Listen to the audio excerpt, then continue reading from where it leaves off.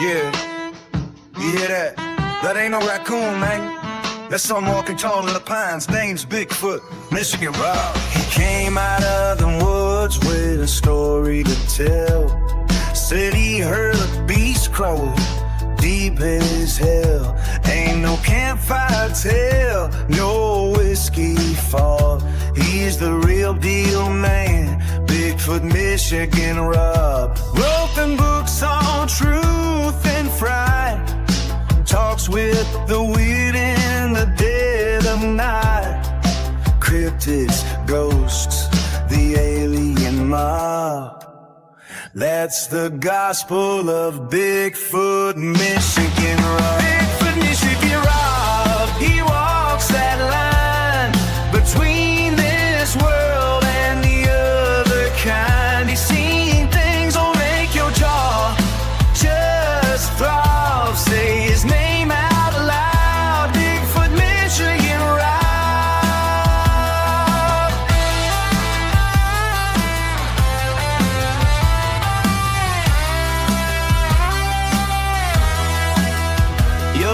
That mic lit, channel on the air. Brunch with the Bigfoot, he's taking you there. Tuesday night beyond, Saturday gone wild. BMR's talking to the things exiled. All the men creeping, shadows peeking, voices whispering, truth he's seeking. Got them books, true cryptid encounters drop. He's the legend himself, Bigfoot, Michigan Rob.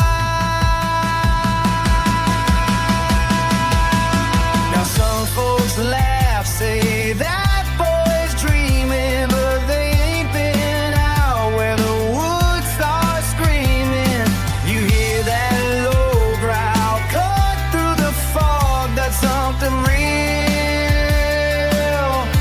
That's Bigfoot, Michigan Rob. Bigfoot, Michigan Rob. He walks that line between the living and the undefined. He's out there.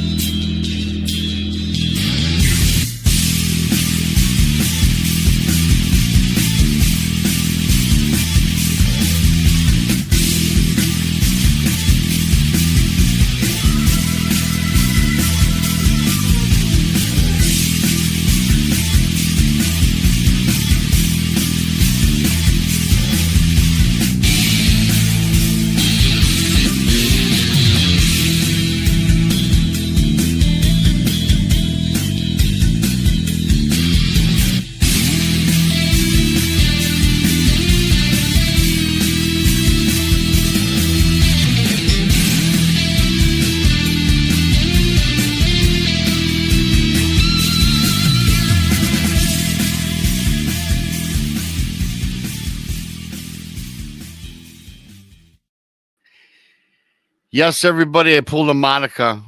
Although Monica's been good lately. Now I, refracted back and pulled a little Monica, who's been good of late with that. Thanks to everybody for coming on in a late night into the bazaar, of course. And I mentioned Monica. Well, she's sitting next to me here in Studio B. I'm in Studio A. She's in Texas. I'm in Michigan. So technically, we're not sitting side to side. Krista's in Emmaus Village doing some ghost hunting. Perhaps she will break in with some news. She sometimes does that. And Brandi is off sick tonight. So, yeah, we got that going on tonight. Thanks to everybody for coming on in. Of course, this late night show is taking off pretty nicely, everybody. I'm on 3 nights a week. Tuesday night is primarily, it's 100% guest driven with Krista. Thursday afternoon, 1 o'clock with me and Monica. Do a little brunch with Bigfoot, Michigan Rob, and Monica. That's kind of a combination of guests or me and Monica just doing our thing. Which, by the way, since Monica's been my co-host on that show, yeah, it's starting to pick up some steam thanks to Monica from our paranormal world, please subscribe on YouTube if not already. Then, of course, the Late Night Show. Late Night Show is just a compilation of bizarre news, cryptids, creatures, paranormal, everything that we all love to listen and talk about. We do that and we have fun on this show. Thanks to everybody for coming on in. Hit that like button. Great way to help support what we do. Puts out the algorithm. Leave a comment after the show. That is appreciated. And I also appreciate all you guys. Yes, you bought my books out there. Bigfoot, Mystery Robbers, and True Cryptid Encounters, Book 1 or Book 2. Found on Amazon. Simply type Bigfoot Mystery Rob in your Amazon browser. Leave a review. Again, that helps promote book sales. So thank you to one and all for that. And what else do we have going on? Of course, the super chat is open. Oh, wow. Excuse me. It's a great way to help support what we do around here. You today, everybody, mateys are. You can become BMR pirates. Yes, you can. Join the many, join the few, depending on your point of view. You get a good old picture of BMR sporting a bandana. Yes, you do. Next to your name in the chat room. Thank you for that. Without further ado, I'm going to bring up the lovely Monica. Hi, Monica. Hi, Robbie. How are you? Oh, I'm just fantastic as always. Every You time I see your totally- cheerful little face, it brightens my day. Oh, thank you. Ah, you're welcome. I try to smile. I try to be positive. Even Yeah, You know- you know, you got to try to always be positive despite having a downer day. And sometimes we have them, right? we do. We do. I had kind of a downer day yesterday. Well, actually, I was more of a ticked off day yesterday. Oh, no. I was talking to a friend of mine, and I logged 4 hours of phone time. I don't log that during the week on the phone talking, Right. you know. And so yesterday afternoon, however, I haven't done this in several years, but I decided what the hell, it was a nice day, and I put a string of lights in my shrubbery in front of the house. Bring us a shrubbery. Yeah, I did. I spent a couple hours. Excuse me. I did that I haven't done it in like 5 years. Okay. And I just earlier in the morning, I got my truck washed. I parked it in the driveway. Nice. Yeah, well, thank you. Very nice. Look very nice and sharp. And so again, I got on the phone with this friend of mine, probably around midnight, Monica. I talked till 4 a.m. Holy cow. Yeah. Somebody holy called me cow. at midnight. There better be something on fire, and I'm the only one with an Well, extinguisher. yeah, we had this discussion. too. It was just, we went all over the place. It was very cool. Okay. But so finally we get off the phone, Monica, and I go up into the kitchen, and I go down a hallway into the living room. Mm-hmm. And then I looked out the window and I noticed that the lights on my shrubbery were gone. Did Michael Myers come and steal them? No, he did not. Thank you. I will say in my neighborhood, there's low rates of crime. Now we have kids. It seems like this where I live has evolved. A lot of kids, teenagers now, which is cool. In fact, school up the road, they redid everything. They put up new jungle gym. They redid the soccer field. So a lot of young people in this neighborhood. You know where my lights were? What? Wrapped around my truck. Somebody wrapped them around your truck. They wrapped them around my truck very meticulously. It had to take some time. It wasn't done like they were scared. It's like they took time. And the funny thing is I have light sensors and things like that will go off, but I've got a motion camera, which I paid no attention to because I was just talking forever and ever. And yeah, I seen that.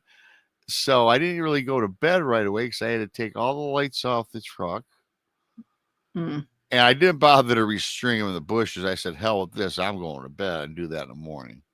Mm-hmm. And fortunately for me today, it was a nice morning. And it was like 60 degrees, right around 12 o'clock, I guess. And and I was reluctant to do it. So I'm just going to see what happens tonight. Because whenever this happened, Monica, it was between 12 and like 4 a.m.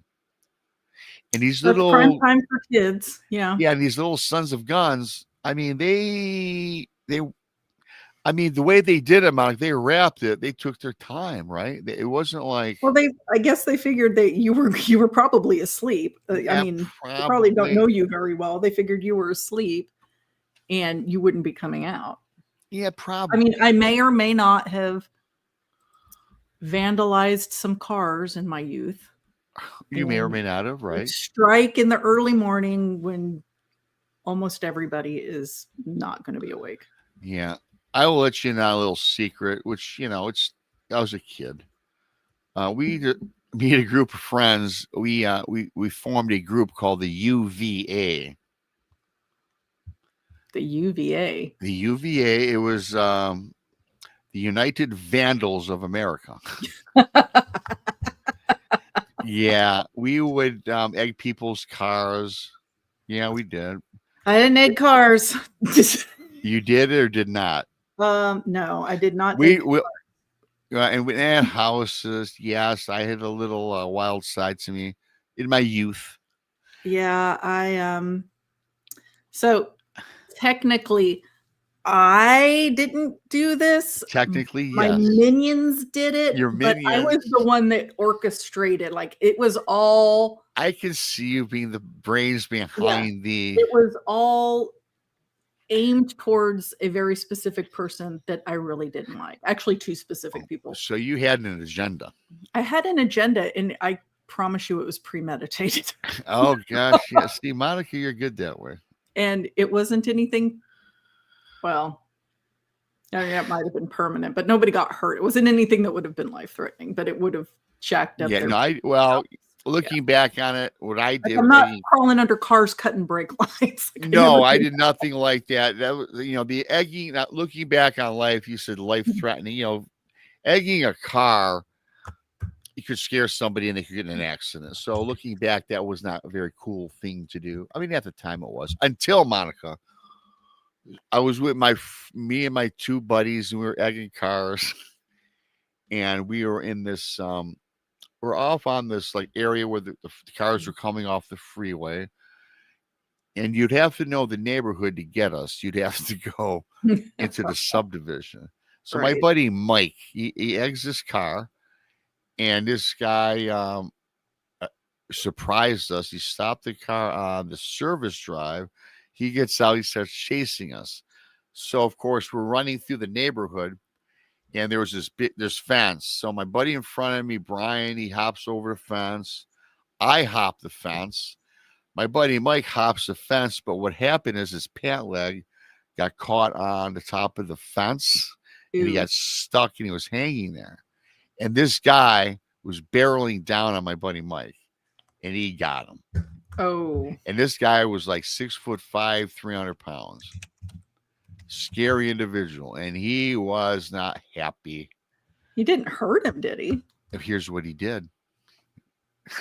Me and my buddy Brian, we kind of snuck around watching because we weren't going to leave him, right? We didn't know. We were going to help out if this guy. Well, that was good of you because I know some people that would have just. No, he was our friend, and we, okay. We just want to make sure that nothing bad happened. Nothing bad happened, but he took my buddy Mike. He took his body and he took him and he wiped his vehicle off with my buddy Mike. And he got all the egg. And he got all the egg encrusted on him. And this was the winter time. Oh. And it all froze to his clothes. Oh, you had to throw those away. Oh, boy. How old were you? Do you think? 13, 13, 15. I think so. The worst thing I did, it was really bad. But okay, so the really bad one, this guy had it coming. It was a dude. He was not a nice guy. And I found his car all by itself, very unprotected. And he had an old Mustang. He had like a 65 Mustang, and the back, they had little triangular like back windows, and that had been broken out before I happened upon him. Well, I figured I didn't know if it was his girlfriend's house or his house. I figured because he was parked there every night, it must have been his house. And this is the really bad one. Okay. I can't even say it on air. We just say that there were bodily fluids spread about the interior of his car. Oh, Not just bodily, there was fermented, like sun-dried, no. sun-aged bodily fluids spread throughout the inside of his car. And kind of gross. yeah, it's really gross, but I was really upset with something he had done. So, and then the other one that's slightly less bad, and neither one of those I committed, but I kind of, pulled the strings. The other one that wasn't as bad was chick that I thought was making the moves on my boyfriend. Oh. And he was one of like 8 siblings, right? So she was a lower classman of his sister, and she could have been there visiting his sister. I don't know. But I caught her car there at night, and my friend and I went to the store, and we got like a giant, like 2 or 3 giant things of honey and like 4 or 5 saran wrap rolls. And we just poured honey all over her car and then wrapped it in saran wrap and let it bake. Oh, man, that's awesome. So again, I didn't technically perform, didn't technically do it myself, but I was definitely the string puller in those ones. Yeah, I can see. Well, Monica, I can see you as the orchestrator of. I was, yes, of the things. orchestrator. That's You're funny. the planner. You get everybody together. I have contingency plans. I have escape route. You have, I'm looking at it from every possible angle. Cops roll by. They come out the front door. Like I'm thinking of and all I the know possibilities. Oh yeah, no, and I know you've got the plan A to Z, how to do it, how to get away with it, the contingency plan for escape. Yeah. Yes, you probably have the maps lined up. Yeah, I can see you. Yeah. I can see you doing that. Yeah. Awesome. Speaking of awesome, thanks to Joe 3 Pops for your awesome super chat. Great way to start the show. Looks like CA Canada. Joe, you're from Canada, I imagine. Thank you so much for the super chat, which is open, as well as BMR Pirate memberships. Danny, the unknown. I got to tell you, the jingle that I play at the beginning of these shows, I use different ones. The unknown created that for me. Great guy, the unknown. Thank you for that. It's pretty cool. So yeah. So Monica, I've got tonight's bizarre news. I got Keith from must be 1675. Yes. Yeah, right, Keith. Yes, Keith. That was my youth. I've tempered my revenge to suit my age, I suppose. But it's funny. I mean, for me, I'm sure it was not funny for that little girl. No, it was not funny for the little girl. Well, I mean, we were both little girls at the time. Well, any little girl, yeah. Young ladies, I should say. But yeah, I'm a lot more calm now. Yeah. But I will tell you this: you are more calm. But I know you still, if you want to exact any vengeance. Oh, trust me, if I get mad, I would not want to mess with you. The hamsters are running. If I get mad, whether I act on it or not, my gears are turning. I can't help it. I can't.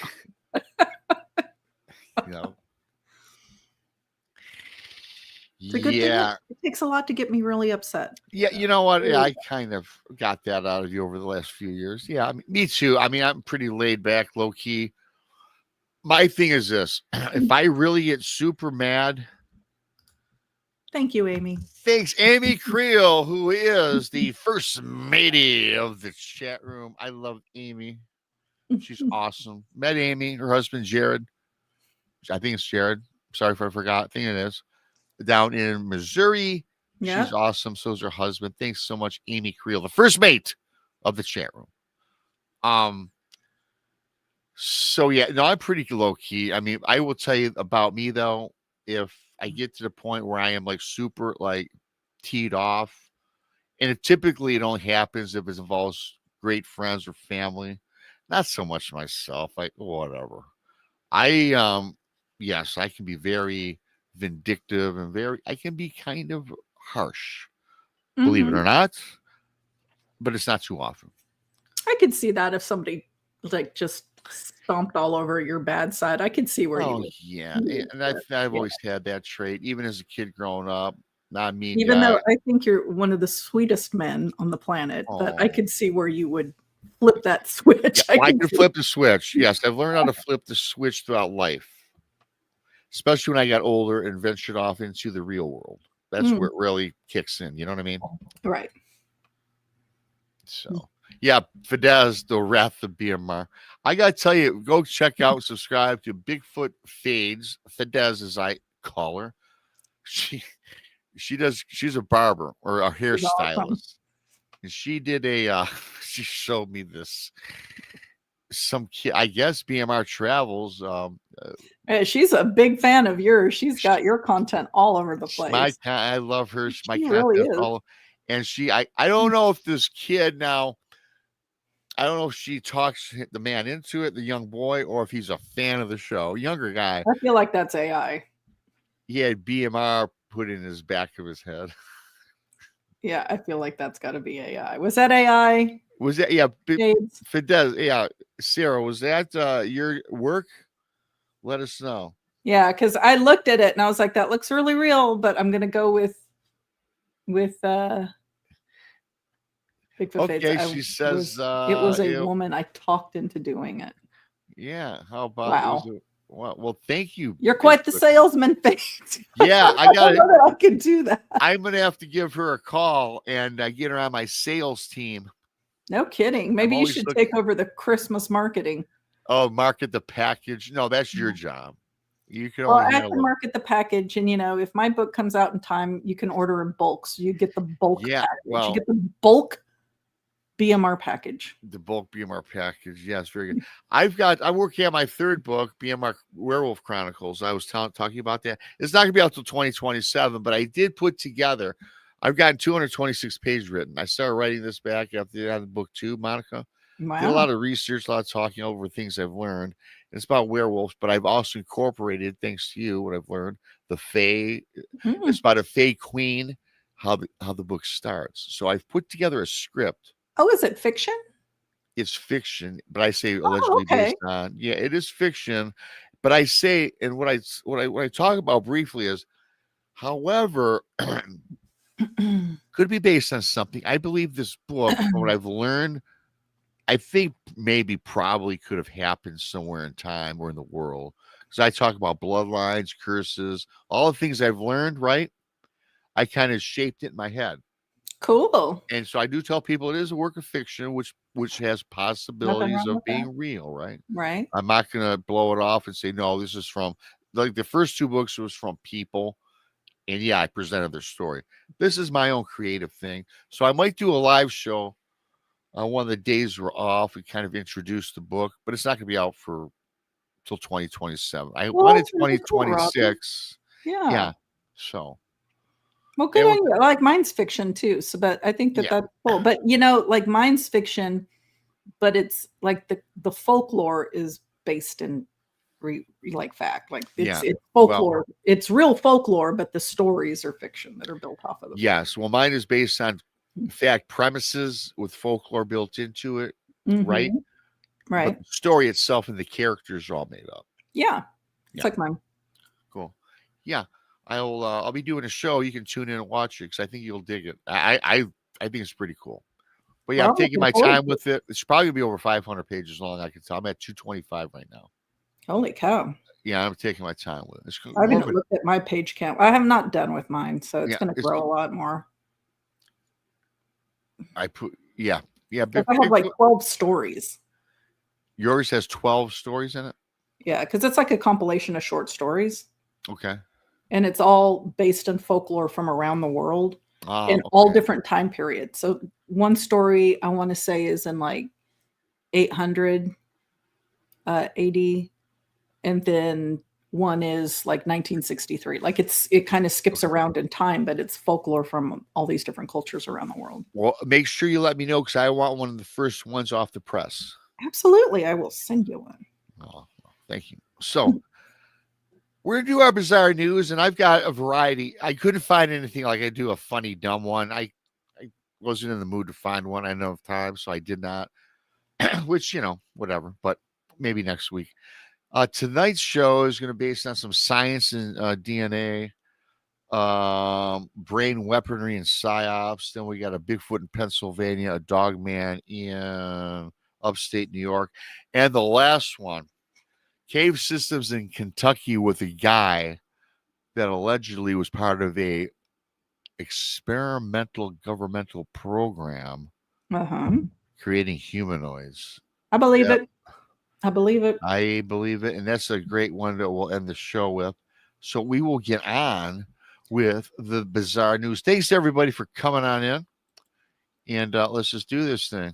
Bizarre news. Here we go. Here we go.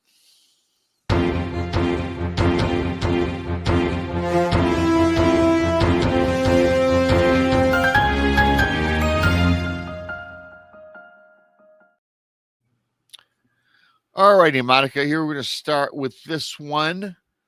November 21st, 2025.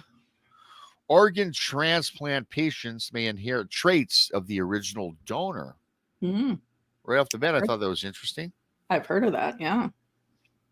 Research has suggested that organ donors may actually pass on some of their personality traits to the recipient. For some people with particularly challenging medical conditions, receiving an organ transplant is their only real hope of leading a normal life, and in some cases, even surviving at all. But with the medical miracle of organ donation and transplantation comes a particular side effect that scientists are now only beginning to recognize and understand.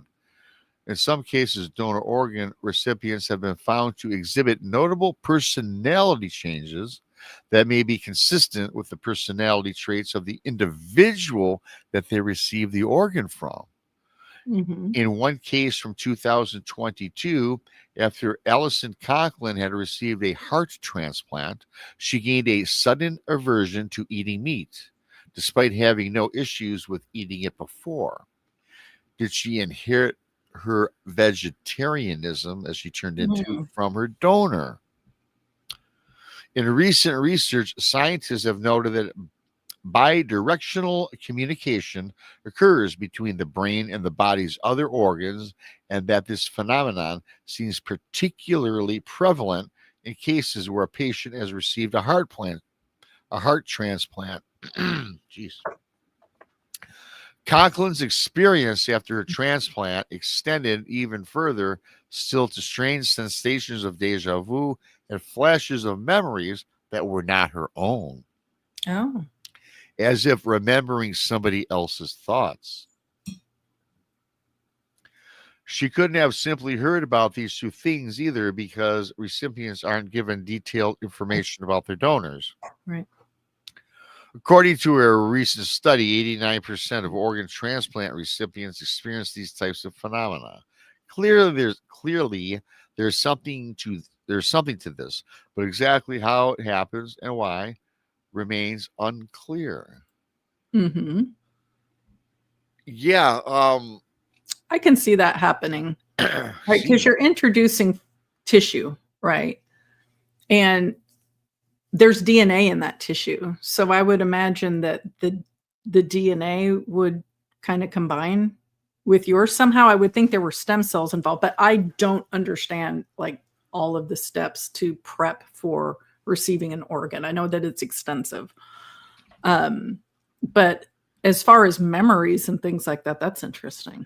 That is interesting about the memories of somebody from the donor. Right. I mean, I could see eventually developing like allergies that the donor had, that kind of thing, like physical responses to certain things. But as far as like memories are, I mean, how do you get somebody else's memories? Yeah, It's no. really odd. Of this entire piece I just did, that's to me is the creepiest. We all have our own personal memories. We all have memories from Mhm. childhood, adulthood until today, right? But I mean, there are okay, so there are worms that I think it's worms uh that would I don't know how they learned something, but they would pass on like somehow memory would pass. They would grind them up. They'd teach them something, grind them up, feed them to a next generation, and the next generation would solve a puzzle or something. Maybe it's not worms. I don't know. There is I can't remember what creature it was, but there's papers on it. There's papers on it where they taught something, a puzzle, let's say, or a maze, and then they killed the test subject, rounded up, fed it to like other test subjects, and they like solved the puzzle on the first try.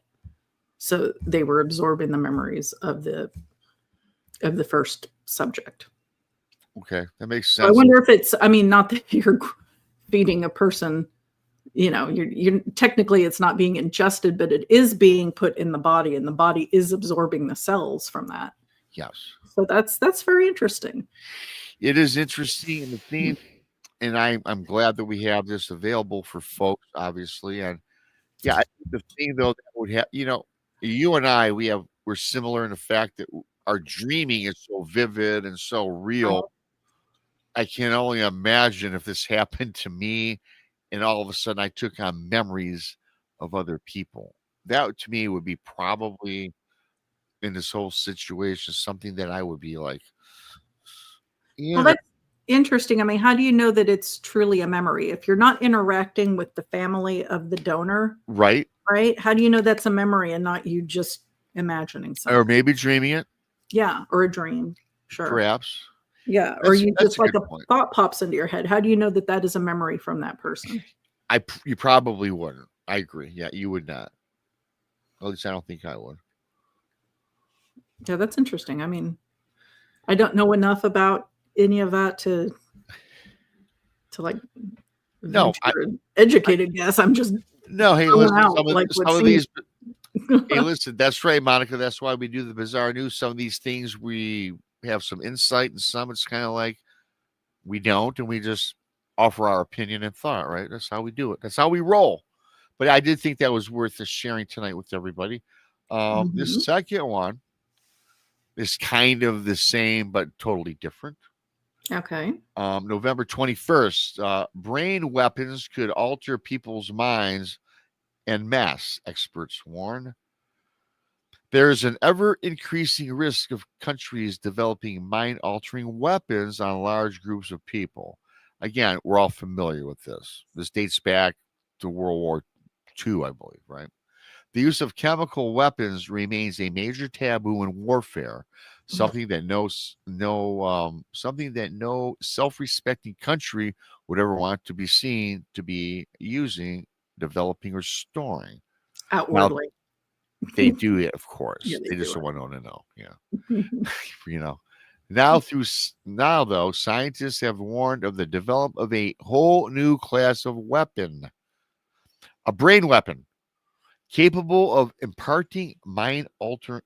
Yeah, it says this, imparting mind altering effects on anyone unfortunate enough to be targeted.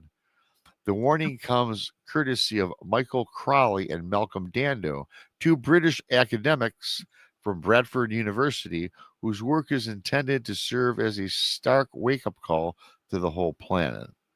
It Hmm. does sound like science fiction. The danger is that it becomes a science fact, said Crowley. We are entering an era where the brain itself could become a battlefield. The tools to manipulate the central nervous system, to sedate, confuse, or even coerce are being more precise, more accessible, and more attractive to states. Several countries, including China and Russia, have historically worked on developing such weapons. Of course, they left out USA. But now modern technology makes it far more likely that someone will succeed. The same knowledge that helps us treat neuro- neurological disorders could be used to disrupt cognition, induce compliance, or even in the future turn people against each other as unwitting agents, said Dando. The pair proposed a new framework for controlling and monitoring the development of such weapons. We need to move from reactive to proactive governance, Dando adds. So are these chemical weapons? Pardon me? Did they say they were chemical weapons? No, I mentioned earlier how we've used chemical weapons in warfare. Yeah. This is brain altering weapons. Now, we did not go into how they alter the brain. Perhaps they use chemicals, electromagnetic shock therapy, perhaps, whatever. I mean, again, something we're not too privy of, but we just know of what was happened in previous history. You know, we have the PSYOPs, you have the MK, what's the MK Ultra, stuff like that. So there is a gun that was developed that will disrupt speech if pointed at somebody and fired. It doesn't make any noise that you can hear. But let's say somebody's on a podium speaking and they're reading from a teleprompter or reading from notes, and they're fine, they're cohesive in their speech, and you point this. The one I saw looked like a megaphone. You point it at them and you kind of pull the trigger, and there's something about it that disrupts your thought process and you can't speak. You sound like you're having a stroke. If you've ever heard somebody like in the middle of a stroke, they make no sense at all. So I know that has been developed. That's been out for a while. Yeah. It just makes me wonder. I'm sure that there are, outside of this article, I'm sure that there's things that have been developed that excuse me, have not been. I have to get some honey in a minute here. I think my throat is just not working. Yes, I've heard of that, but my point was trying to be, I'm sure that there's many other operative devices, PSYOPs, that we don't even know about. Remember I told you the story about they thought that there was some sort of governmental involvement with that freeway incident with that tower, how people just started freaking out. Right. Going nuts on the freeway. You know, and there was supposedly a frequency that was broadcast on the motor drivers on the freeway in a great community. And they went nuts for a certain period of time and actually brandished weapons and fired at each other, which is a true story from the state of Michigan. Right. And that was suggested that's some sort of PSYOP. I believe that. I don't put it past our government to use the public for mass experimentation, and that would fall right into it. I mean, you can't say that they haven't done it before. You know, they have a track record of just using us as guinea pigs. So I wouldn't doubt that was real. Yeah, me either. It's just a sad state of affairs, Monica, where, as you said, you know, certain parts of our government, right, they treat us as guinea pigs. I think every government does it. I'm not going to lie. Well, when I say our, I mean developed country is doing it. Yeah, I mean, when I say our, yeah, I get your point. The world. Yeah, every most developed countries are doing it. Most that have the money, the backing. Yeah. You know, I would like to think that Switzerland doesn't do it. I would like to think that like the Nordic countries aren't doing it because they seem pretty happy up there, right? They do. But who knows? Who knows? They could be doing it too. They could be doing it, but you know, you would at least expect that from them because they seem to be like, I'd like to go visit there. Yeah, I would too. I'd love it. I think that'd be a great time. And just check it out. I'm kind of leery today, though, now. I mean, because of the way the world is changing, about traveling really abroad or outside of our country. I'm more worried about getting on a plane, going over the ocean, and just getting on a plane than I am traveling to some of the countries that I want to visit. Like, I'm not concerned going to Ireland. I'm not concerned going to Norway. I'm not overly concerned going to Germany or Britain. Or England, I'd rather. But I don't know. Some countries, like, clearly you need to be on guard with. You know, and there are some countries where, hey, I'm Canadian, eh? Yeah. Yeah, I'm Canadian. Yeah. I can get over there in like 30 minutes if I chose to. Yeah, I'm Canadian, don't you know? Tell Yeah, me don't what's you going on, know? eh? What Don't you you know? asking Yeah. for, huh? Eh? You remember that the satire? What was it? The two guys from Canada? Oh, Strange Dave Brew, the brothers. Strange Brew, yeah, Yeah, Dave and whoever they were. Eh? Yeah, that was funny. like Rick Moranis was one of them, Yeah, wasn't he? yeah, he was. Rick Moranis and Dave Thomas. That's it. You know, I liked that show. That was a lot of fun. SCT Network, SCTV Network in Canada. Okay. I remember it just popped in my head. Yes, I love that show. You know, Monica, for one brief second, I'm going to do this. I'll just put us backstage. I got my throat is crackling, and I got to put something in it right quick. So Take what care I'm of going yourself. to do is I'm not going to leave you hanging. I got my little thing up here. Everybody, don't go nowhere. Hit the like button and commit amongst yourselves. I got to take care of my throat real quick. I'll be right Dave back. and Doug McKenzie. Thank you, John. Yes. So I'll be right back.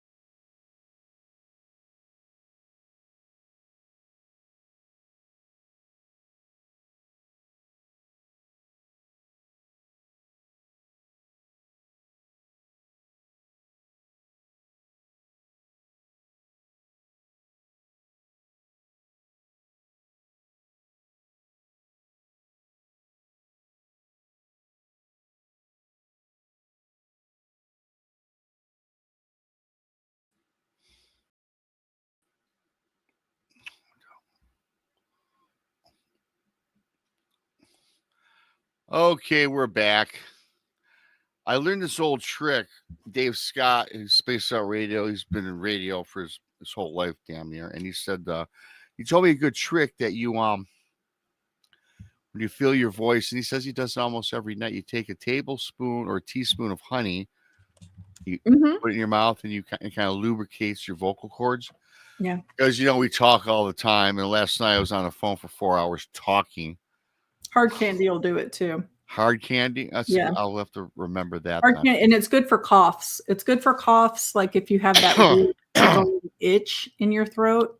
Yeah. Okay. That'll work. But honey is good for sore throats. I give that to my son first before I start giving him cough syrup. I give him like a few teaspoons of honey because it's an antibacterial.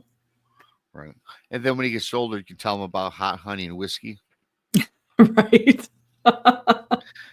I did that. I've had that like twice, I think. It's not too bad. Not too bad. I'm not a whiskey guy though, but I'm not. I like, you have those drinks that you drank in your youth where you were dying in field nearly from alcohol poisoning from a specific drink. Yeah. And Jack Daniels is mine. I cannot. Oh, well, you remember my story whiskey. about Jack Daniels. Yeah.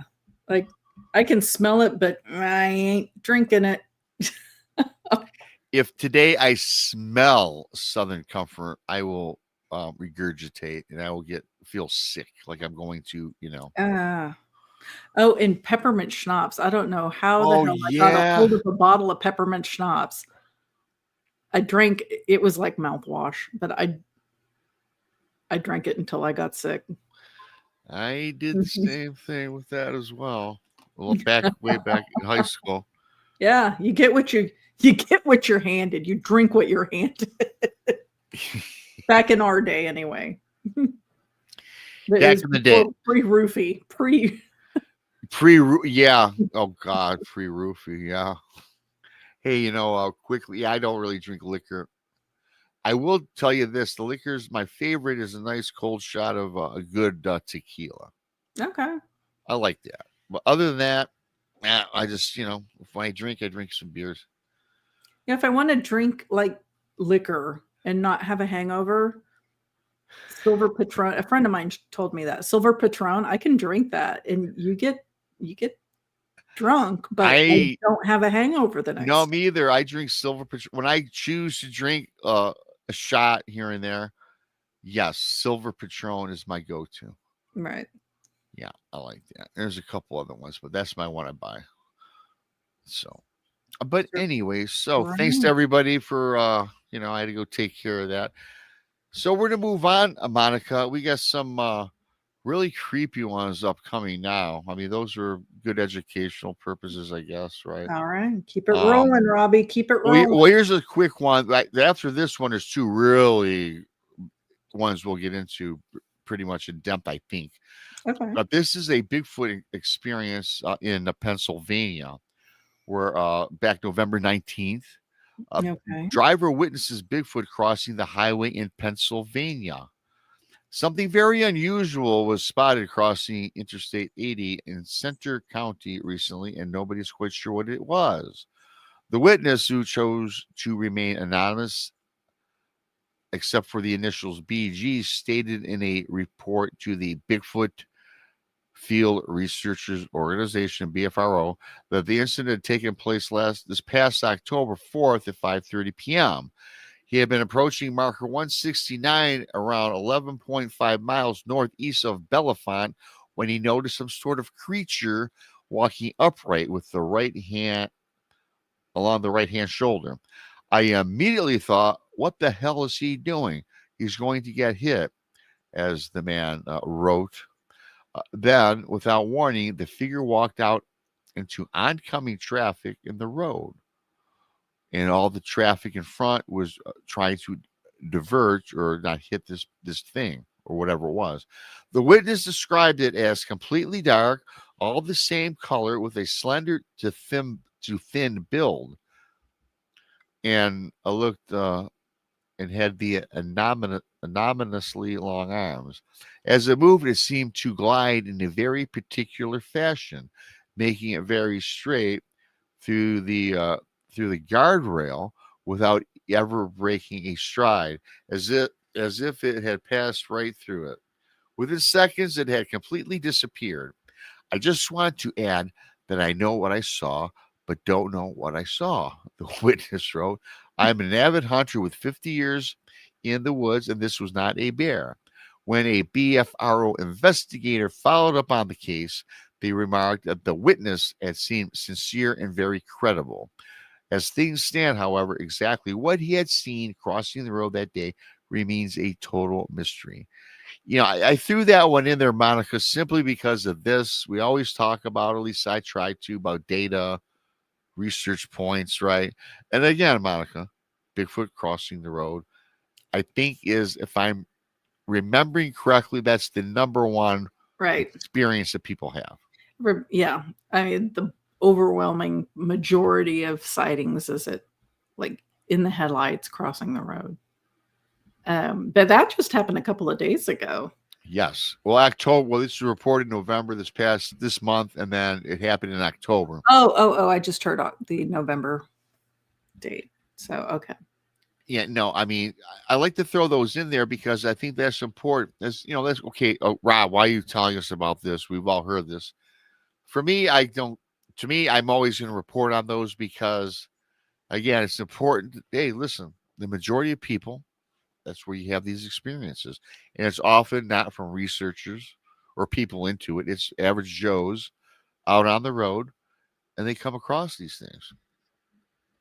So I always like to to incorporate that. Well, I mean, it's a recent sighting. Anybody in the area that's listening can go, check out the area at least. I don't recommend if it's a busy road pulling off and, goofing around on the side of the road, you could get injured. But I mean, at least investigate safely is what you can in the area That's right.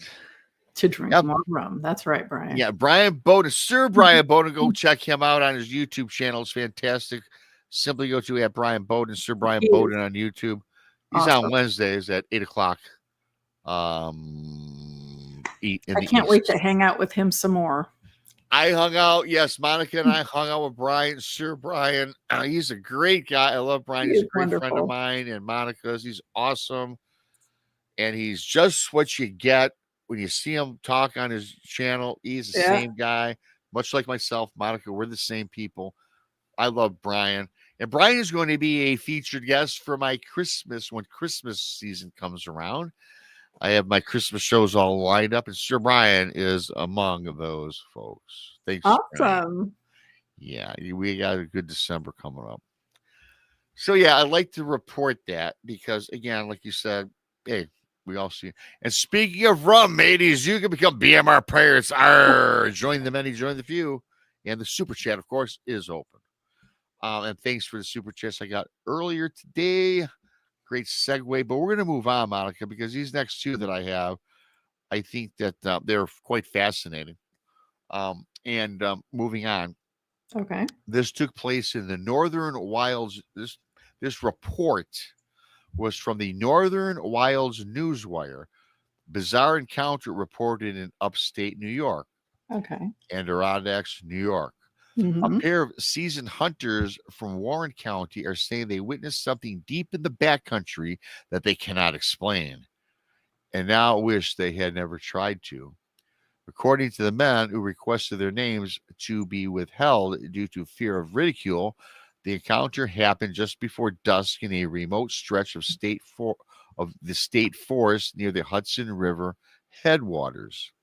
The hunters reported hearing a wet tearing sound.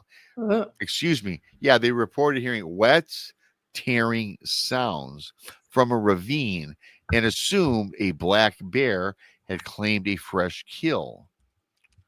But when they approached the clearing, rifles at the ready, what they saw froze them in place. They described a massive hunched figure crouched over the carcass, its shoulders too broad, its torso too long, and its arms moving like a person's, not a bear's. At first, they believed it was a man in dark clothing. Mm-hmm. Then the creature turned. It stood up, one hunter said, taller than any. It was taller than me in my boots, he said. And the head, it wasn't human. It looked like a wolf standing on two legs. The men claimed the creature let out a deep guttural growl, before performing what wildlife experts would call a bluff charge, a short, aggressive sprint meant to intimidate rather than to attack. Mm-hmm. The ground vibrated under its weight. They said before it halted abruptly, glared at them with yellow, glassy eyes, and backed silently into the dense trees. That's when the hunters made what they now call the biggest mistake of our lives. Still thinking the creature might be wounded or a deformed bear, they followed its trail into the forest. Monica, are you doing that? Heck no, hell no. Oh, hell to the no. At me. And it looks like a wolf on two legs. No. No, I ain't doing it. It can wander off. Hey, listen, yes, it can wander off, and I'd be happy. It'll go that way, and I'll go that way. Just like a bear. It goes this way, I go this way. Yeah, absolutely. I mean, hey, listen, we love seeing our crazy things, and that right there is crazy enough. I'm not going to pursue this thing. Yeah, I mean, if it wanders off I'm going the opposite direction, and I am praying that it doesn't circle back around like I would expect an animal to do. Right. I'd be terrified walking back to my truck or wherever they camp or whatever. Yes, absolutely. So now these guys, they follow this. Or they go into the direction where it took off, right? They followed its trail. So continuing on with this, it says they say here in this report, the woods felt unnaturally silent, of course. No birds, no insects, blah, blah, blah. Only the sound of their own breathing. Oh, no. Now they I've go on. experienced that. Yeah. Oh man, yeah, we all know. Hey, everybody listening, you guys know this. When the woods go silent, have your head on a swivel. That's all I'm saying. We should have turned around. Every instinct said to go back, the second hunter told reporters. But we kept on it. And when we realized it was circling us, that was it. That's when we knew it wasn't any animal that belongs here. The men eventually fled back to their truck, hearing movement paralleling them through the darkening timber. See? But never. Yes, of course. But never seeing the creature again. Yes, indeed. New York State wildlife officials have not commented, stating that only that they have no verified evidence of any upright canine species in the region. Yeah. Locals, however, see, the locals are where you go, right? Are now trading whispered rumors about a wolfman roaming the remote peaks. As for these hunters, we're done. We won't go back in there, one said flatly. Whatever that was, it watched us, it followed us, and we should never have chased it. Authorities advise outdoor enthusiasts to remain aware of their surroundings and to report any unusual wildlife sightings. And then it says here, which is cool, I'd like to follow up with this. It says updates will follow as details emerge. Bad news written all over that one, Monica, as we kind of addressed throughout me telling. I can't believe they followed it.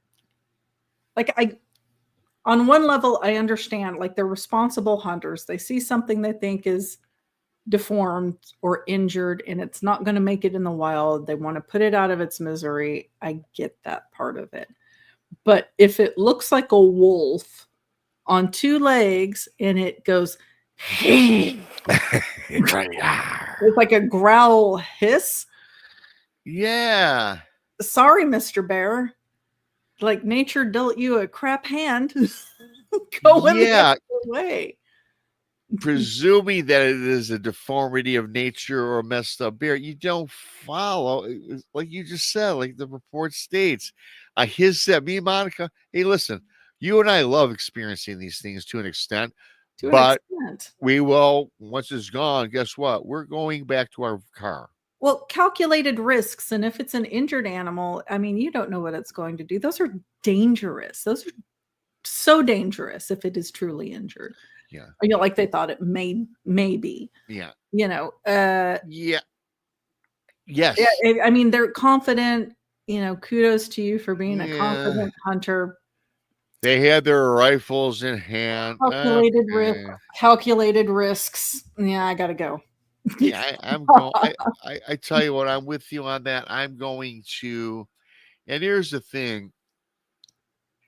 When you see something stand upright, taller than both these guys, that has a head of a wolf, as they reported, that is not natural. That's not something that you want to deal with, right? I mean, glad you had the experience and got out alive.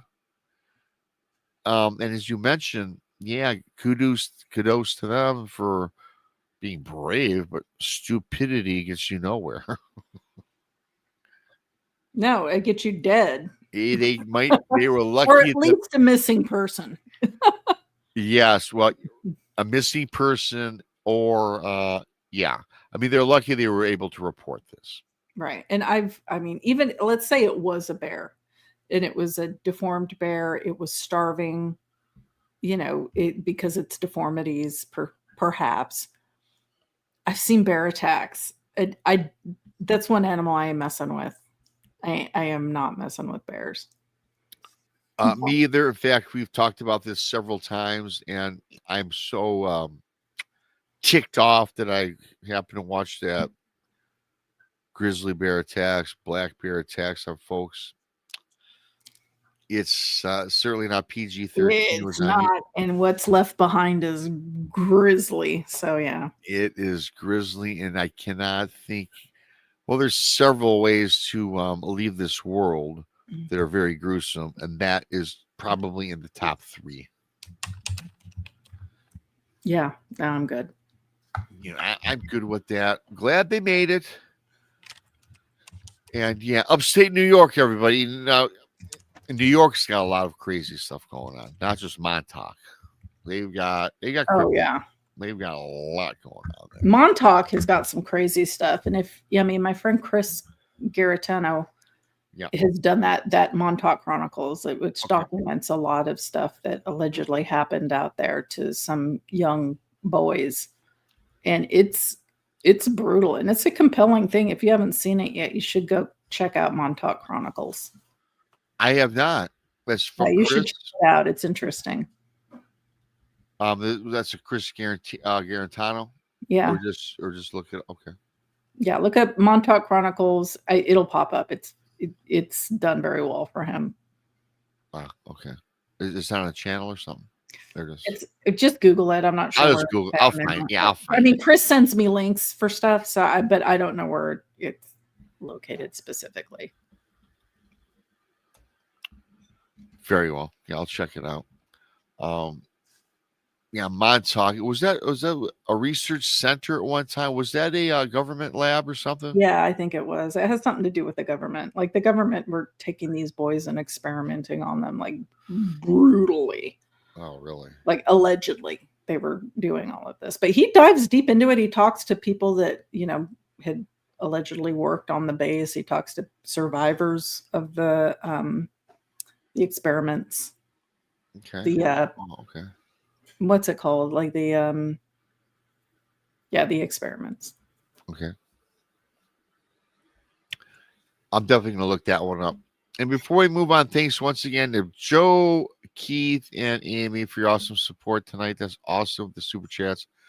Thank you so much. And speaking of government experiments, it's a perfect segue, Monica, into this experience, which I found to be fascinating. We were both familiar with this area.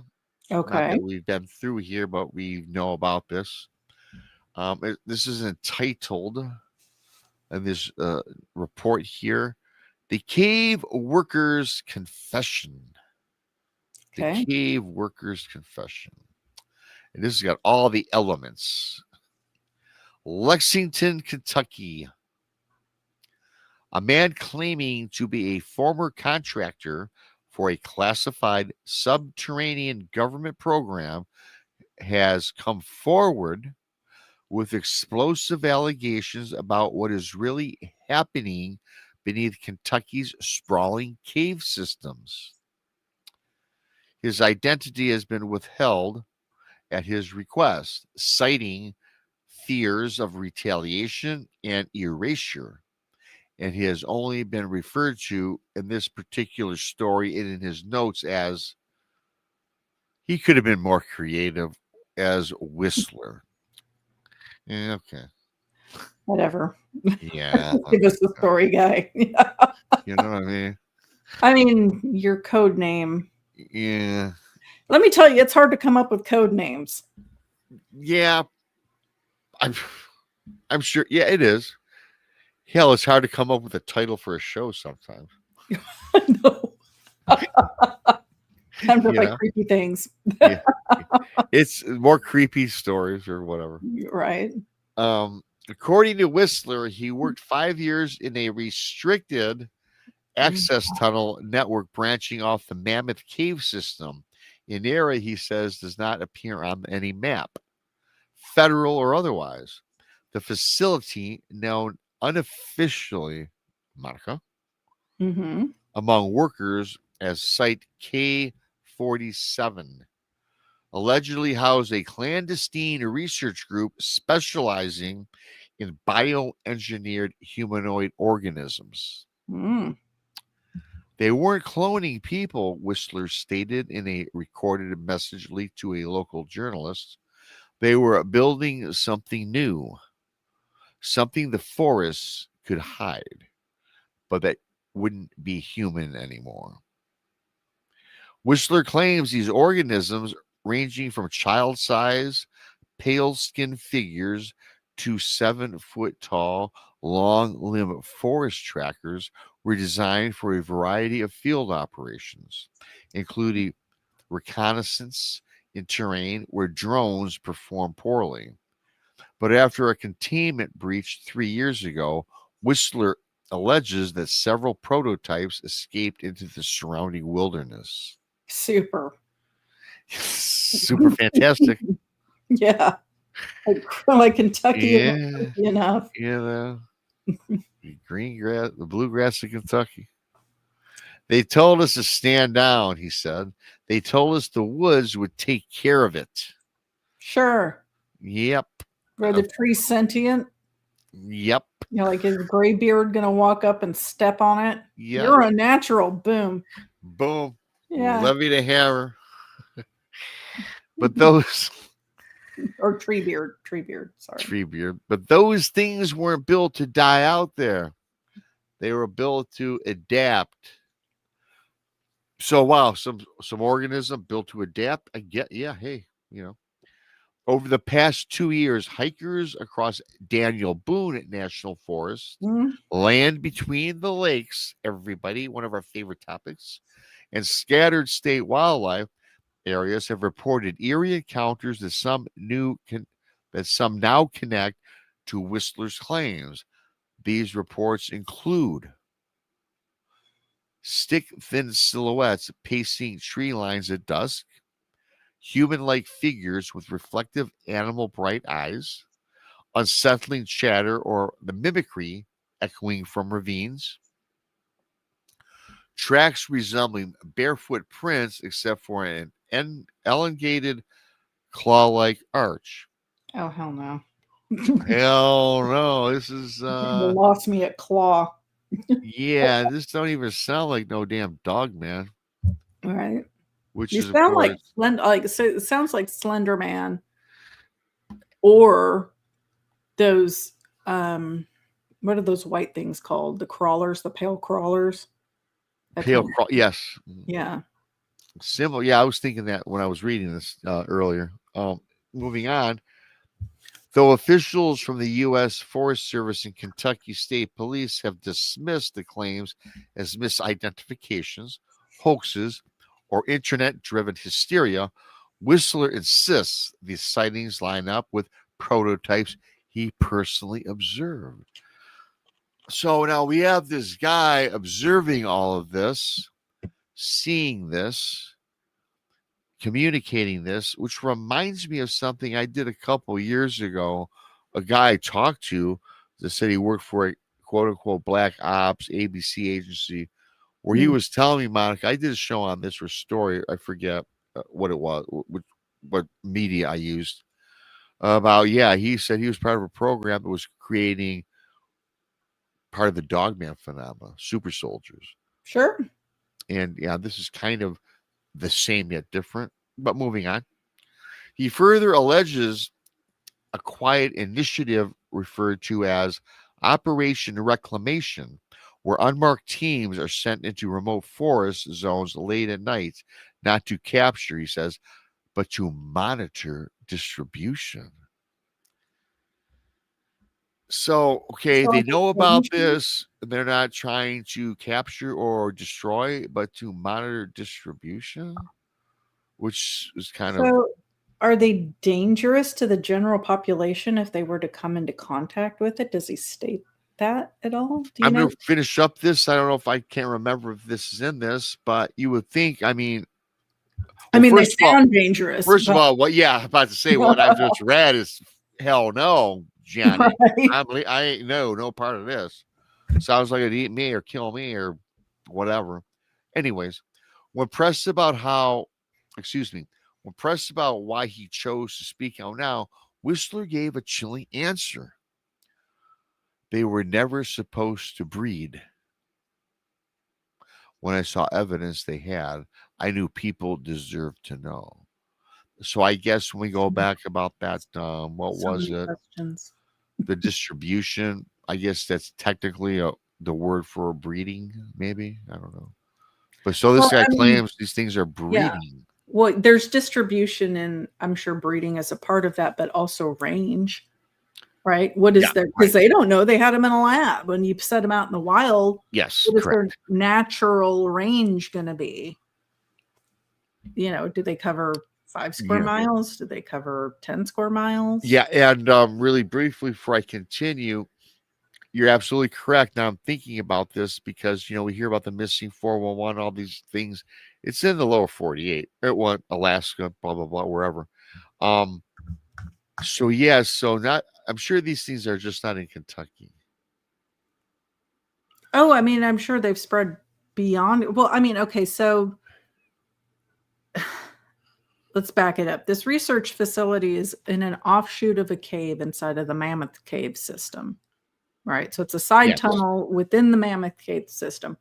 Those things stretch a long ways. And I'm sure that there's uncharted cave systems within there. I've been to Mammoth Caves, they're huge. And so depending on how far into the tunnel systems it is, it could be popping up in other states and where the breach occurred. And then also, like, what, aside from the stories that he's giving, what evidence does he have to prove that he worked for a secret facility? I don't know that there is, but I'm going to continue on with this, and we can discuss that, of course. Sure. Hang on. Authorities have not confirmed the existence of Site K47. Any Mhm. escaped biological assets or Whistler's employment history as well. So right there, kind of, Right. answering your question. However, sources say federal vehicles were observed near multiple cave entrances within hours of his statement when it began to circulate. Officials declined to comment. Whistler's current location is not known. His final message to reporters simply read, "If you hear something in the woods that sounds almost human, don't answer it." Duh. That's kind of, you came to that conclusion. I think that's, Figured that out on my own. yeah. So, also what was connected with this report was some reported encounters. Okay. So, the encounters at the site, alleged site K47. Thank you to Brian Bowden for that awesome super chats. Oh, Monica, we hit at the same time. If you have Bigfoot, you have Dogman. If you have Dogman, you have Rakes, creepy crawlers. Yes, indeed. Thank you so much, Brian Bowden. You rock, my friend. Following the alleged whistleblower testimony about escaped bioengineered humanoids, several hikers, campers, and locals have stepped forward with unsettling accounts. Authorities continue to deny any connection, but the patterns emerging across Kentucky's wilderness regions have only deepened public curiosity and fear. Below are 3 of the most compelling witness encounters collected, Monica, over the past month. Wow. Okay, here we go. Number 1, the trail runner at Red River Gorge. Monica, I think we talked about a gorge last week. It wasn't Red River Gorge, I was thought it? it was the Columbia River Gorge. Columbia River, thank you. Okay. Yeah. Okay. Yeah, we had a guest that does research out there. Correct. Yes. Thank you. God, these shows run together, don't they? They do. Okay. The witness's name is Laura, age 32, identity partially withheld. Laura, an experienced trail runner, reported a persistent sense of being followed during an early morning run near Auxier Ridge. She initially believed it was a deer until the footfalls grew louder and matched her stride perfectly. At one point, she said, "I stopped. The footsteps stopped. Again, we know, hey, crazy, get out, predator. But they weren't on the trail. They were in the brush, too fast and too smooth to be a person. When she pursued, when she, when she paused to catch her breath, she noticed something crouched behind a deadfall tree. It looked human, but wrong. Two long arms. Its head was tilted like it didn't understand what it was seeing, and his eyes were silver, like an animal caught in headlights. She fled, and the figure silently shadowed her until the trail opened near the parking lot, where it abruptly disappeared into the rock cuts. Yes, you shake your head. I've been shadowed by things. I couldn't see Yeah. what it was, but I had Yeah. following me in the tree line. It's creepy. Yeah, that's creepy. Ugh. Moving on, number 2. And too bad Brandi isn't here because this is right in her neck of the woods. Hunters in Daniel Boone National Forest. Daniel Boone is creepy Isn't it, Monica? to begin with. I've noticed since doing this for some time and talking with you, Daniel Boone National Forest, I think that's a place I'd like to go check out, but it is creepy, as you say. I've It never is. driven through there. Have you? I may have not known it. Oh, I've yeah. only been through Kentucky maybe twice, and I'm not positive of my route. Oh, no, 3 times. I've been there 3 times for sure. Okay. Well, I'll say this, not to get off subject. I'll say really briefly about my travels. I've been through Kentucky a handful of times as a young guy, growing up, going to Florida. Always passed through Kentucky. When I went with Krista a couple of years ago, we stopped. We took a detour before we went back to her place. We stopped at she took me to the LBL, Mm-hmm. and when I got out, and I've been through the woods many times, I've seen many things in my life, as you well know, and I'm not saying this to be dramatic or just give more press to the LBL, but when I got out of the vehicle and I started walking around, I must tell you I felt weird. It felt wrong to me. Right. I wasn't scared. I didn't feel a presence, but it felt so strange and odd. Some places feel off and you don't want to linger there. I've been to places where I'm like, I'm not necessarily scared, but I don't feel comfortable. Like I don't feel like I need to be here. And I've said it 100 times, trust your intuition. If your gut is telling you GTFO, go. Don't hang out. Don't try to brave it out. You're like, don't do that. Just if your gut feeling tells you something is a bad situation, it's a bad situation. Yep. Oh, I'm a firm believer in that. As you all know, I've had a lot of things that have happened that, made the right call. And yes, it's for everybody out there. When your gut tells you something, intuition,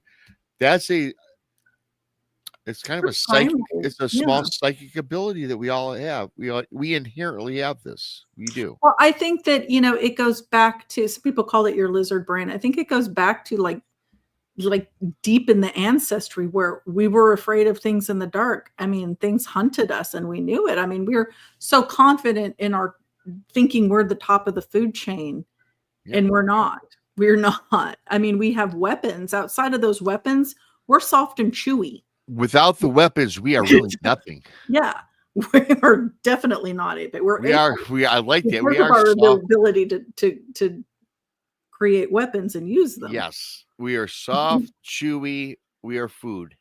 Yeah, and I think that this date, that feeling is just genetic. It's recessed genetics that is your primitive mind recognizing something is off, like subtle cues that it's not overt. You don't necessarily notice it immediately, but it's the ancient parts of your brain kicking in saying, get out. This is not good. Yep. You're absolutely correct. And Keith has a good point here. If you think about this one, we're on top of the food chain because they let us be. I like that. I like that point. See, I don't think we are the top of the food. I think Well- the weapons are 100%. Yeah. Well, no, I think I know what he means, kind of. But yeah, no, we're not on top of the food chain. Well, yeah, because Oh, they're afraid of us. They run away. Yeah. I get yes, it. and I think the point there is like, hey, give us that feeling that we're dominant. I mean, we don't have claws. We don't have We have nothing. we We don't have have, like, fangs. fangs. We don't have like elongated canines. We don't have We any can't. like bite, like compression rate. Yeah. It's, I mean, we don't- do to a degree, but not like not We like don't have the nature muscles do. or the strength. You can take the strongest man, most buff guy in the world. You're not going to battle a natural predator, let alone a cryptid or engineer, a bio, a built creation from the government. So I'll continue on with this second witness. Again, going back, hunters in Daniel Boone National Forest witnessed a father and his son, names withheld. Two hunters camping deep in the forest reported hearing chittering voices outside their tent around 2 a.m. At first, they thought it was a raccoon. At first, they thought it was raccoons, plural, until a hand pressed against the fabric. The father described the fingers as longer than any humans should be. They remained quiet, listening as something circled their camp repeatedly. At dawn, they discovered tracks around their site. It was like a barefoot print, the son said. Now, if you recall earlier in this report, there was reports about this as this guy that whistleblower or whistler was talking about. Mhm. Except the middle of the foot, again, which he reported earlier, except the middle of the foot had this deep clawed indentation like a third joint. Goes on to say, I've hunted here for 20 years, never seen anything like that. Okay. They, of course, end their trip immediately. Can you recall anything with just a center joint with like a claw, Monica? So if you get the apes, right, just like us, they have this, like their opposable digit. Yes. And I mean, with the foot, if you've paid attention to Dr. Meldrum, there's the mid-tarsal break. So you're going to have that indentation. Like ours is up by the ball of the foot, where Sasquatch is reportedly kind of towards the center of the foot, and it's because of angle placement. But if you've got, like, I would think simian, because it's in the middle of the foot. Okay. Right. But yeah, I mean, I would need to see a cast of the print to give an opinion. I agree with that. I've never heard anything like that. What I've heard most commonly, like if we're talking like Dogman or something, is the 3 digits with the claw marks. I've heard that quite frequently, being anything less than like 5. I've heard of the 3 quite often. So the only time I've heard 3 digits was in a response to like the Falk monster. But I will say that when I was a kid and we spent the time up like in Oregon, a pretty rural area in Southwest Oregon, and I heard those crazy screams in the middle of the night, I went down to the creek the next morning to see if there were footprints, because I didn't know what made. I mean, of course, initially my thought is Bigfoot, because the lung capacity on whatever the heck was making that scream was insane, because it was a quarter of a mile away and it sounded like it was screaming at me from the end of the walkway. Right. And when I went down to the creek the next morning, I found really crazy prints, but I was a kid and I didn't know like old tracks and how they age and they elongate. I mean, I didn't know any of that. I just know that I found 3-toed tracks. So they were thin, and I'm not going to be frank, they look like turkey tracks. They look like giant turkey tracks. Okay. But it was really weird, and I remember all of that. So that, I mean, as far as hearing stories of 3-toed tracks, I personally have only heard them in relation to like Falk monster. Gotcha. but I did see like weird tracks. But again, I was 16, 15, 16. I Yep. didn't know what the heck I was looking at. I hear you. Amy says, like a bird's footprint. I have seen, it's funny because birds' footprints that I've seen in like the dirt or whatever, the earth, kind of resemble that. Birds are crazy. They're like mini dinosaurs. They're tracks. And they, of course, they are allegedly are dinosaurs, really. So this third account, off-grid resident near Mammoth Cave. The witness's name is Jacob S. and says he's just a homesteader. Okay. Jacob, who lives off-grid about 6 miles from an unmarked cave entrance, claims he had seen multiple figures over the last year. The most disturbing incident occurred when one appeared at the edge of his property during a storm. It was standing dead still under a cedar tree, Jacob reported. Tall, thin, skin looked like wet paper. You could almost see the ribs pushing through. Mm-hmm. Really quickly, I see Ghost Tiger. Hi, Ghost. If you're new, please subscribe, everybody. Ghost Tiger. So I can't read. Honey Island Swamp Monster. Yes, a three-toed. They give a three-toed impression. Thank you. Anyway, tall, thin, skin looked like wet paper. You could almost see the ribs pushing through. I'm thinking it's just like skinwalker type stuff here. He shouted out, or what's the other one? Well, never mind. I'll continue. He shouted out at the figure, but instead of running, it mimicked his voice back at him using the exact same tone. Come on, man. Okay. I've never heard anything like that. That's creepy. I yelled, "Get out of here." It yelled it back word for word, except the timing was a little bit off. It was like too delayed, like it was trying to learn. I wonder, was it possibly an echo? Maybe. Jacob fired a warning shot, and the figure bolted on all fours, disappearing into the tree line faster than anything he'd witnessed in the wild. Mm-hmm. Again, local authorities, Monica, what local authorities claim these stories hold no scientific credibility, but the clustering of sightings near major cave systems is fueling speculation. Some are calling for restricted access to remote trail systems, while others believe the whistleblowers' leaked warnings are only the beginning. I will tell you, I'd like to hopefully see if more information comes out on this, because I think this, I find this to be creepily fascinating.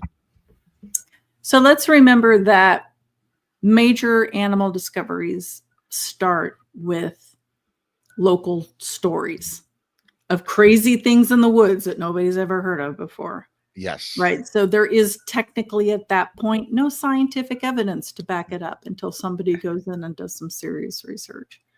So when I hear somebody say, "Oh, well, those stories lack scientific evidence," yeah, but so did apes, so did gorillas. That's a great like point. all of these things started as crazy stories from these backwoods people who don't know what the heck they're looking at. So consider that when you hear that. That's an awesome point. You're right. And just like you talk often about folklore, this, that, and the other, same thing, kind of. It is. It's folklore. They start somewhere. And even this is new folklore. And the thing is, this man, this whatever, I forgot what whistle dude or whatever, whistleblower, whatever his name was. Yeah, whistler. A lot of things that he stated in his report that I read earlier, okay, fine, we're kind of, mulling through that. And then these three accounts kind of match kind of the things that he was saying. And I'm sure these accounts came out prior to this even being, I don't even know if this is public knowledge. Well, it's public in this report, in this actual publication. which I'm Mhm. gonna have to research and dig on a little bit deeper to see what's going on here. Thanks, Cookie. Good to see you. Good to see everybody. Thanks for everybody for coming on. Hit that like button, please. Thank you.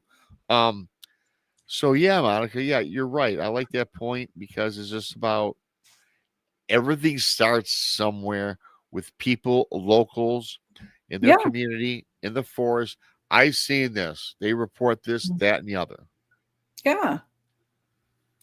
Consider the gorillas. Like people just reported these giant things in the mist up on the mountainside, and everybody blew it off as baloney. The platypus, right? Everybody was like, "What? Yeah. No."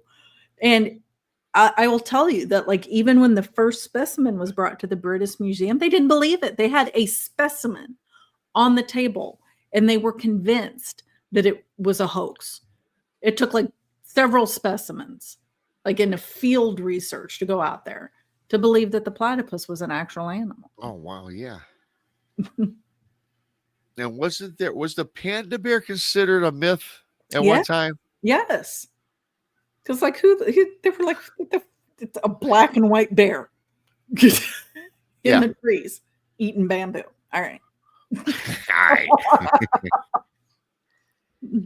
There's so many things out there that we don't know about, and I know people listening, watching, y'all know there's things out there that boggle the mind, and there's things out there that we haven't even come across. So this report from this whistleblower, okay, government creating things. We've heard this. I kind of believe this goes on because I've talked to too many people that claim this, seen other shows that do the same thing. I think it happens. The problem is, and here's a scary thing. If this really occurred and these things are released into our state parks, our national forests, that to me is disturbing.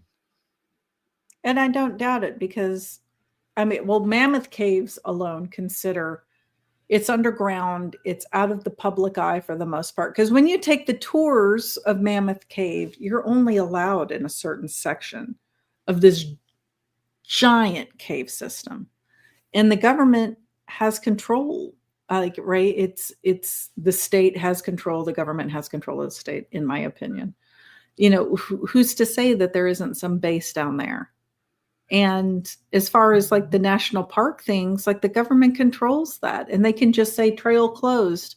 I've heard stories where park rangers are like, when you see trail closed, sometimes it is for maintenance and sometimes it's because there's some freaky stuff happening. And the higher ups know what's going on. We kind of unofficially know what's going on, and we have to keep the public steered clear of it so we don't have missing persons start popping up. Do you believe in that report? Because I think it's public knowledge, and I think there's an act. I forgot the name of the act off the top of my head, where you can actually pull the report of all the missing persons in our national state Is it forests. part of the Freedom of Information Act? Freedom, yes, I believe so. That's what it is. So you can, if they keep track of it. They don't keep track of it. A lot of them do not keep track of them. Yeah. And there's a reason, I guess, behind that. Yeah. I couldn't tell you why. Well, I'm talking about nefarious. I'm talking about nefarious activity. Yeah. Swept under the rug. If you call, like some national parks do, but a lot of them don't. And if you call and ask, like, what are the missing person statistics here? They might be able to give you statistics if you ask for a list, unless it's the search and rescue team providing it, because the family insisted on search and rescue and they documented it. If that's not there and the park didn't care, like, you're not going to get it. You're just not going to get anything. Yeah. And even with that act, nothing's accurate. And let me tell you, I've done Freedom of Information Act. They redact a lot of the reports they send you.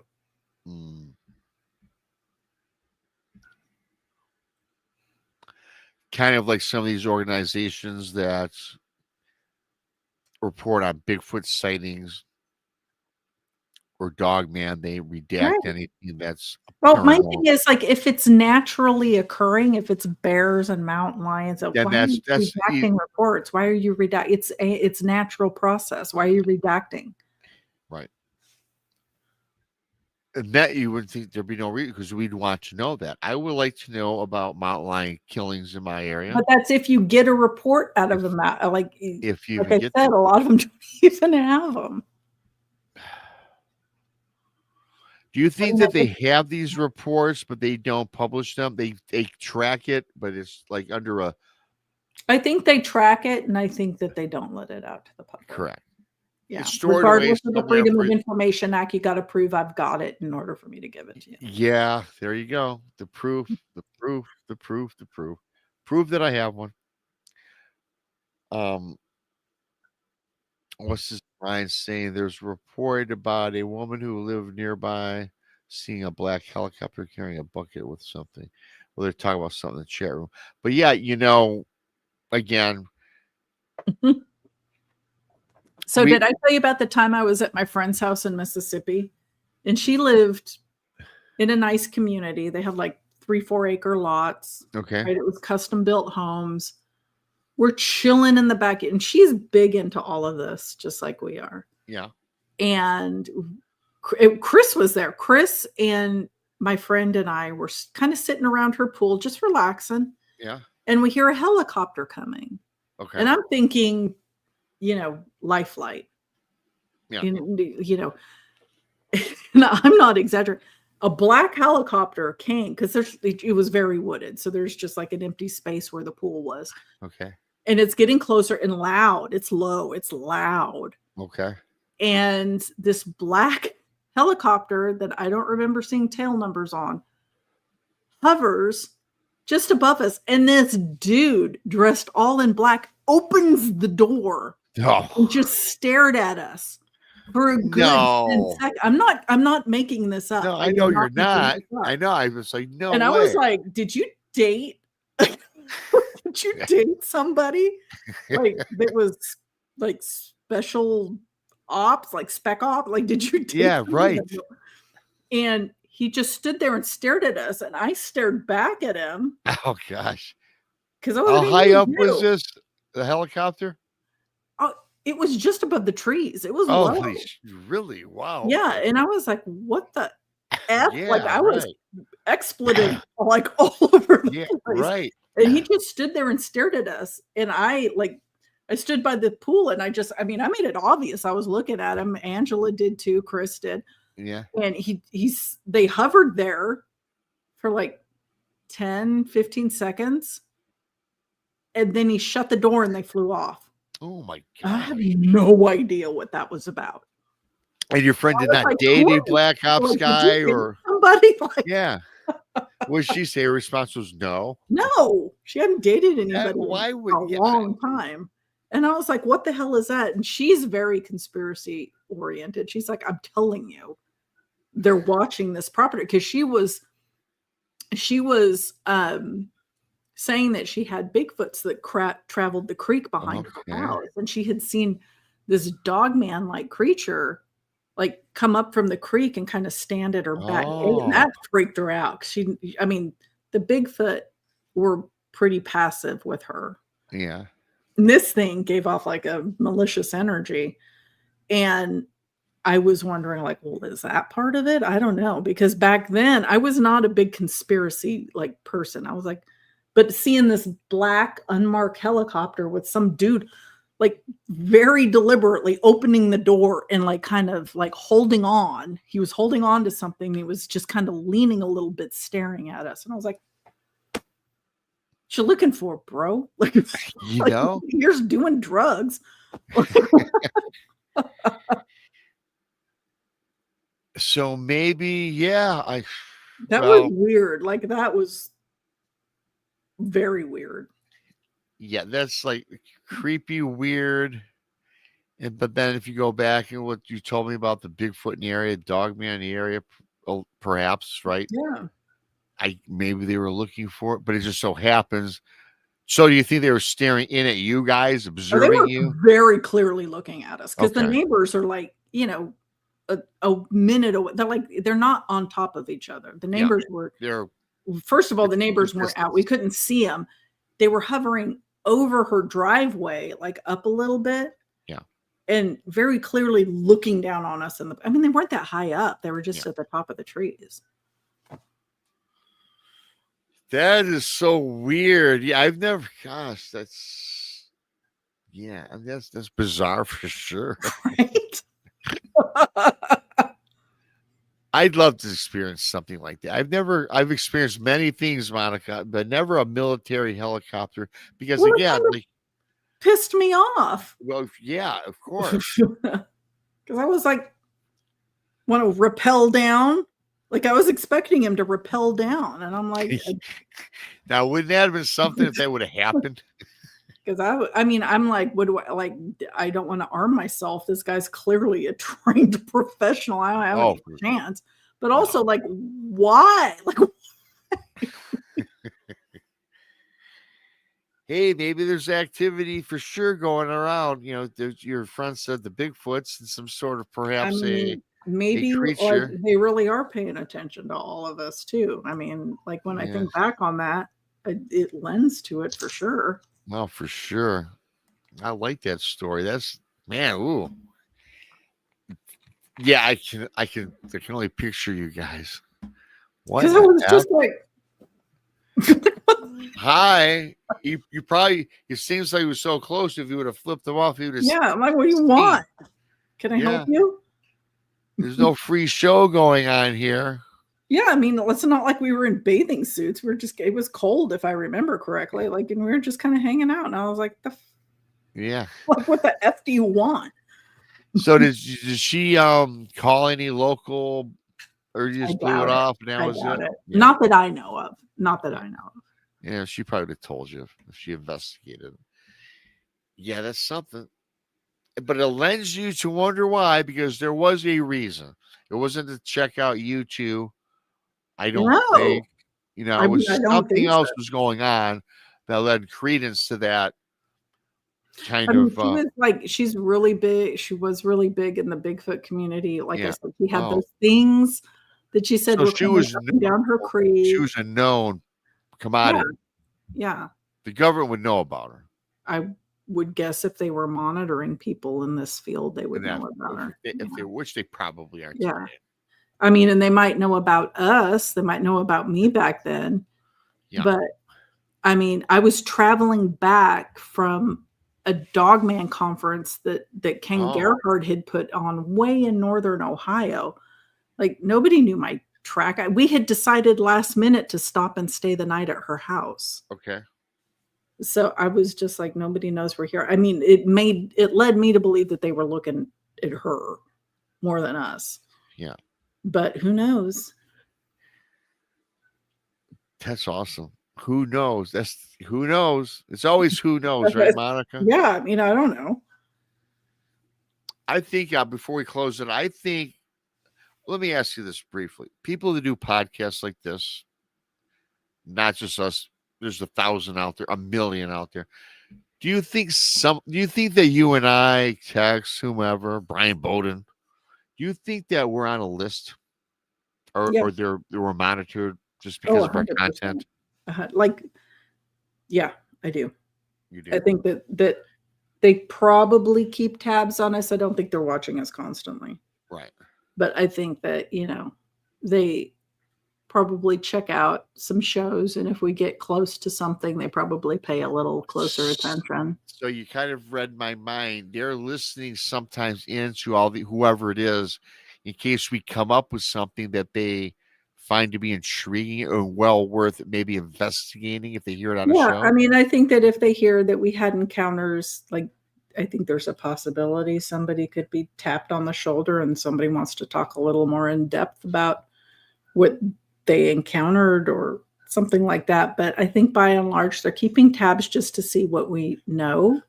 Okay. But they're also banking on the public, the general public, thinking if they think they're crackpots, they're not going to listen to them. Brian says he knows he has a folder out there. Thanks, Brian, for the super chat. Yeah, I think there probably is. Quick weird story I'll tell you guys, share with you guys. I was on with Jason McLean back when he had a show called Jason McLean Questions Everything. And he had a buddy of his on the show. We were talking, it was a dog man show. And he worked for the government, Monica, and everybody listening. And so we had a pretty cool show, very informative. And then, you know how when we end our shows, we all go backstage and we kind of BS for a little bit. So we did the same thing because we went backstage, end of the show, and he went backstage with me and Jason. He goes, okay, you guys, I know you guys, we did the show, but I know what you guys really want. And we're like, yeah. He goes, he goes, you guys, I'm going to tell you something about the dog man phenomena in the government. And he said, I can't believe I'm going to tell you guys this. So I'm going to tell you something that I know as fact that I witnessed in the government where he worked.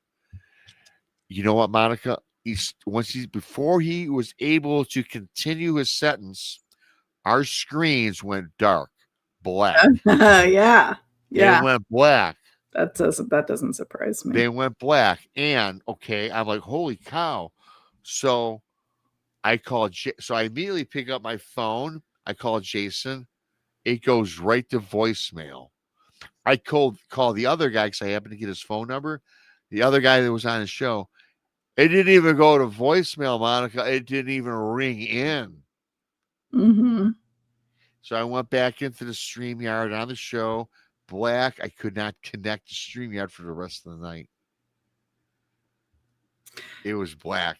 That's crazy. Yeah, I mean, I've gone down rabbit holes where my phone will freeze. Yeah. And glitch. And I'm just like, okay, I get it. Like, there's no reason. Like, I've got a good signal. I've got everything. So, yeah, I hear you. And so the next morning, I was concerned for this guy. I said, man, did he get taken out? I don't know, right? I didn't think that happened, but I was concerned. So the next morning or whatever afternoon, got a hold of this guy. And do you know, he was saying, yeah, for the entire night and through part of the morning that day, he had no access to his phone, his internet, nothing electronic worked to this guy. Yeah. And then I'm like, oh boy, yeah. So me and Jason are like, this guy's not full of BS. He probably had something to tell us. And he says, reluctantly, guys, I'm not going to share that. If we ever meet up one day in person, yes. Mm-hmm. But nothing over, no electronics from here on out, he says. Like, yeah, well, I kind of get you on that one. Right. So this is a pretty cool show, Monica. Thanks to everybody for coming in. Hit that like button. Mm-hmm. Thank you to Joe 3 Pops, Keith, Amy, Sir Brian, twice from Sir Brian for your super chats. You guys are great. Hit that like button. Monica, Saturday night. You got anything going on tomorrow? I think I might. We'll see how I'm feeling. Okay. You think you might? Well, I'll be watching the Lions at 1 p.m. I'll be watching my football gig. Yeah, so I'll be tuning in if you're on. I'll be. I got the alert belt on. Everybody, did I say alert belt? Everybody, turn on your alert bell. Alert bell, everybody, for Monica, BMR, text, all of us. Because we're on pretty much 7 days a week, and so yeah, I'll look forward to that, Monica. If you're on with text, you're doing 50 States of Fear somewhere in the world. 50 States of Strange. I need to find topics outside of that because I don't want to just beat that into the ground. Yeah, because you could name your channel 50 States of Monica. Right. I mean, to be fair, if I'm doing all 50 states, it'll take a chunk of the year. You're not feeling guilty because you leave out a state, are you? I'm not leaving out a state. I've got something written for every single one of them, like in the reserves. Like all I have to do is pull it up and send it off to text. Yes, send it off. Very good. So yeah, with that being said, everybody, thank you. Enjoy the rest of your weekend. I know I will. anticipating the lines. And by the way, really briefly, since Monica's here, Thursday, Monica and I will not be on. We will be doing our Thanksgiving with the families and so forth. So we will not be joining you Thursday afternoon. Again, happy holidays to everybody that's I guess everybody does Yeah. Thanksgiving. So happy Thanksgiving. Well, I'll be on Tuesday, you guys. So and so forth. So thanks, Monica. Thanks everybody. Subscribe if you're new, of course, to all of us, Monica, our Paranormal World BMR. And I'm just going to find the exit button here. Good night, everybody. Night.